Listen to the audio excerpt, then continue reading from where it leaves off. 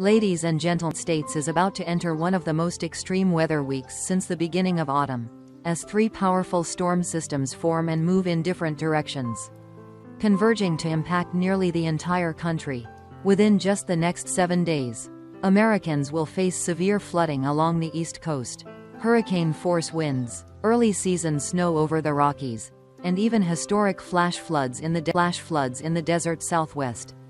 This is being described as an extraordinary convergence of seasons, when summer, fall, and winter all seem to occur at the same time. At present, most of the U.S. is still enjoying a relatively calm spell.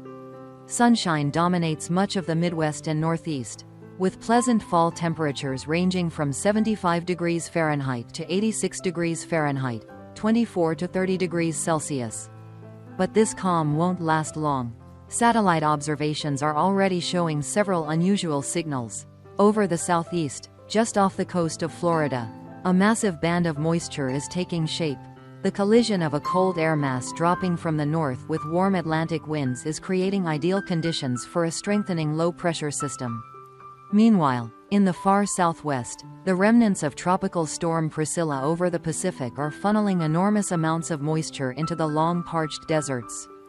And up in the northwest, a deep low-pressure system off Oregon and Washington is intensifying, ready to pull cold Canadian air down over the Rocky Mountains. These three atmospheric focal points are now moving in sync, painting a complex and volatile weather picture for the days ahead. The first system to watch closely is the developing East Coast storm. Satellites have detected a broad low forming just off Florida. Over the next 48 hours, it will strengthen rapidly, drawing energy from a cold air mass over the Great Lakes before merging into a massive coastal cyclone.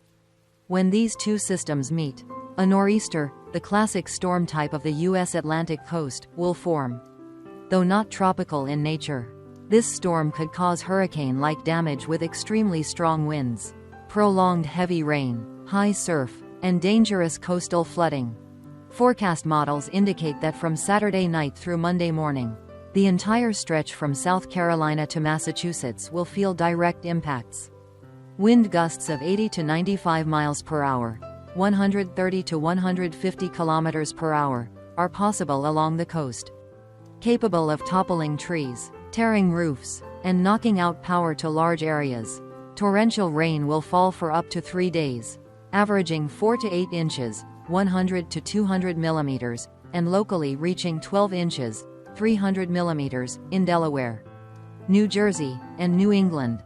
In Cape Hatteras, totals could exceed 14 inches, 350 m. Urban flash flooding, river overflow, and coastal erosion warnings have been issued across multiple states. The storm's center is expected to track northward along the coast Sunday before moving out to sea early next week. Yet waves up to 20 feet, 6 meters, will continue pounding the shoreline long afterward. Meteorologists stress that even though this is not a tropical storm, residents should prepare as if it were a Category 1 hurricane. At the same time, on the opposite side of the country, moisture from Priscilla is triggering the exact opposite phenomenon: torrential rain over the desert Southwest.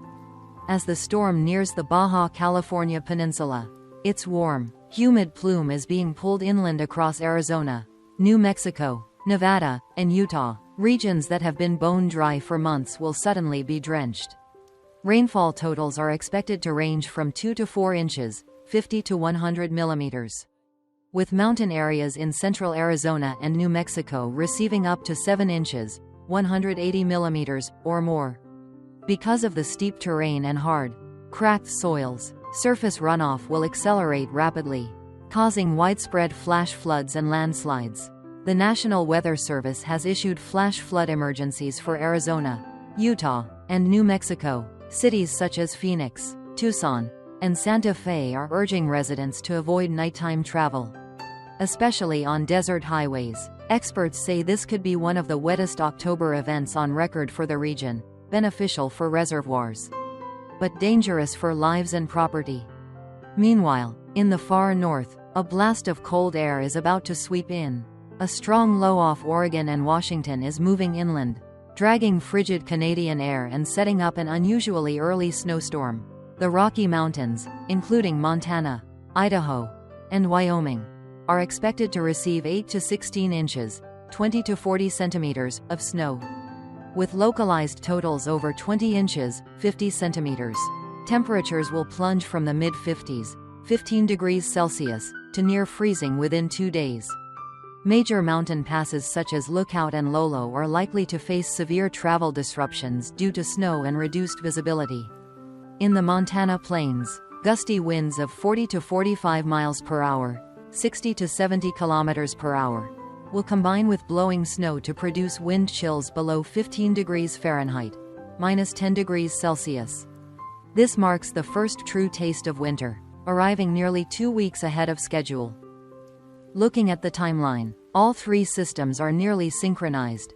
On Friday, the coastal low begins forming off Florida, Priscilla approaches Baja California, and the Pacific low enters Oregon. By Saturday, the nor'easter rapidly intensifies and brings heavy rain to the Carolinas, while Priscilla's remnants soak Arizona, and snow starts covering the Rockies.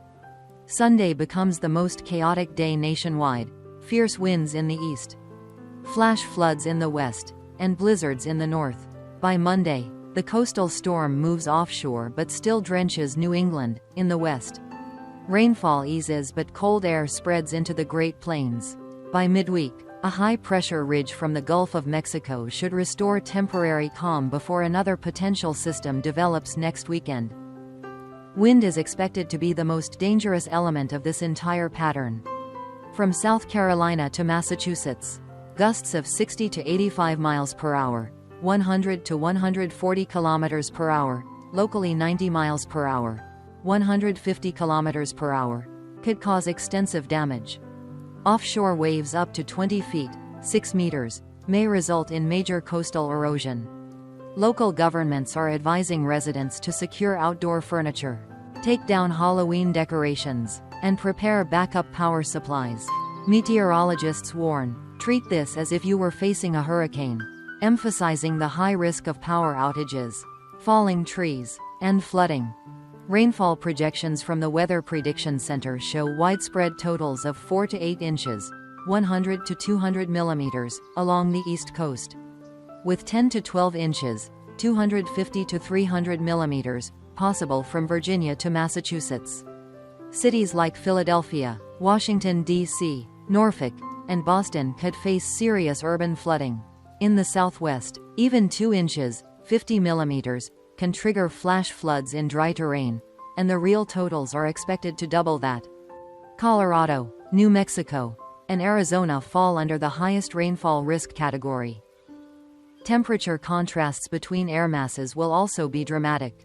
Over the weekend, the central U.S. and Great Plains will heat up to 90 to 95 degrees Fahrenheit, 32 to 35 degrees Celsius. But just 2 days later, as the Canadian front moves south, temperatures could plunge to 60 degrees Fahrenheit, 15 to 18 degrees Celsius. This sudden shift will create atmospheric instability, potentially spawning severe thunderstorms or even isolated tornadoes near the boundary line. However, the cold spell will be brief, with readings rebounding to near normal by midweek. While the mainland battles its trio of continental storms, 2 tropical systems, Jerry and Karen, continue spinning over the Atlantic. Fortunately, neither poses a direct threat to the U.S. Jerry is strengthening east of the Leeward Islands and is expected to reach Category 1 intensity before curving out to sea, bringing heavy rain to Antigua, Barbuda, and Saint Martin.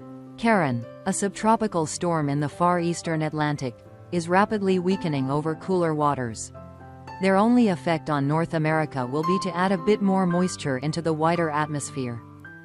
Once the 3 main systems subside by midweek, the U.S. will enter a brief period of relative calm lasting 4 to 5 days. A Gulf high-pressure system will rebuild, cutting off tropical moisture and bringing drier weather to the south and east. However, both the GFS and ECMWF models hint that another low may emerge over the desert southwest by next weekend, potentially triggering a new round of rain. In other words, the coming quiet stretch may only be temporary. October is, after all, a month of volatile air clashes between lingering summer heat and advancing winter chill. In summary, The U.S. forecast for the next 7 days can be outlined as follows. The East Coast braces for a powerful nor'easter with extreme rainfall and hurricane-force gusts. The Southwest faces record-breaking rains from Priscilla's remnants, posing serious flash flood risks. The North and Rockies experience early-season snow and freezing temperatures. The central states undergo dramatic temperature swings and possible severe storms. Out in the Atlantic, Jerry and Karen continue weakening with no direct U.S. impact. All these factors combine into a striking weather tableau, a nation where wind, rain, flood, heat, and snow coexist within the same week. Weather authorities urge all residents in affected regions to prepare thoroughly. Along the East Coast, check roofs, secure outdoor items, stock up on batteries, clean water, and food in case of outages. In the Southwest, never drive through flooded roads. Just 1 foot of moving water can sweep away a car. And in the North, install tire chains, keep warm, and avoid mountain passes during heavy snow. Each region faces unique dangers, and staying informed through the National Weather Service could be vital for safety in the coming week. Ladies and gentlemen, nature is once again reminding us that transition seasons are never easy. When 3 storms converge over one continent, forecasting is only part of the battle. Preparedness and community resilience are what truly matter. We will continue monitoring these systems closely and bringing you the latest updates. Please share this information with your loved ones. Stay alert, and be ready for any situation, no matter how severe the weather becomes. With calm preparation and unity, every storm can be safely overcome.